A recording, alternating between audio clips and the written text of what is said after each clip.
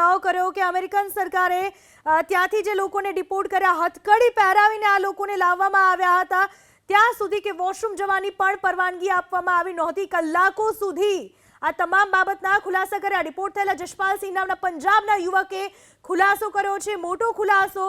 જશપાલસિંહ જો યુરોપથી Mexico બોર્ડરથી America ખાતે પહોંચ્યા હતા.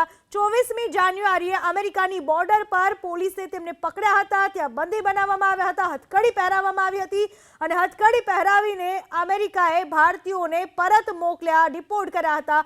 પગ અને હાથમાં હથકડી બાંધી ભારતીયોને સામાનની જેમ વિમાનમાં બેસાડી દેવામાં આવ્યા હતા. આ તમામ બાબતના ખુલાસા કરવામાં આવ્યા છે અને આજ જે રીતનું વર્તન ભારતીયો સાથે ਹੁਣ ਕਿੱਥੇ ਰਹਿ ਰਹੇ ਫਤਿਹਗੜ੍ਹ ਚੂੜੀਆਂ ਜੀ। ਫਤਿਹਗੜ੍ਹ ਚ। ਜਸਪਾਲ ਸਿੰਘ ਜੀ, ਇਹ ਕਿਸ ਤਰ੍ਹਾਂ ਏਜੰਟ ਨਾਲ ਗੱਲ ਹੋਈ, ਕਿਸ ਤਰ੍ਹਾਂ ਤੁਸੀਂ ਪਹੁੰਚੇ USA?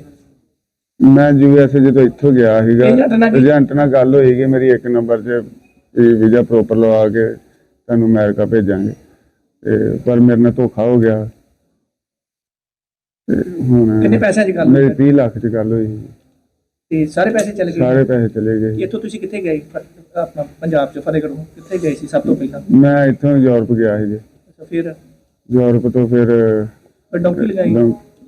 ਗਿਆ ਤੇ 1 ਨੰਬਰ ਦੀ ਵੀਜ਼ਾ ਲਵਾ ਕੇ ਕਹਿੰਦਾ ਮੈਂ ਤੈਨੂੰ ਭੇਜਾਂਗਾ, ਪਰ ਉਹਨੇ ਮੇਰੇ ਨਾਲ ਫਰਾਡ ਕੀਤਾ।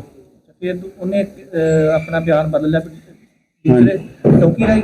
ਹਾਂਜੀ, ਫਿਰ ਉਹਨੇ ਆਪਣਾ ਮੈਨੂੰ ਬ੍ਰਾਜ਼ਿਲ ਤੱਕ ਕਹਿੰਦਾ ਸੀ ਵੀ ਤੈਨੂੰ ਉੱਥੋਂ ਮੈਂ ਬਾਈ ਏਅਰ ਹੀ ਗਿਆ ਸੀ ਬ੍ਰਾਜ਼ਿਲ ਤੱਕ, ਤੇ ਅੱਗੇ ਵੀ ਬਾਈ ਏਅਰ ਦੀ ਗੱਲ ਹੋਈ ਸੀ, ਪਰ ਉਹਨੇ ਧੋਖਾ ਕਰ ਲਿਆ ਮੈਨੂੰ।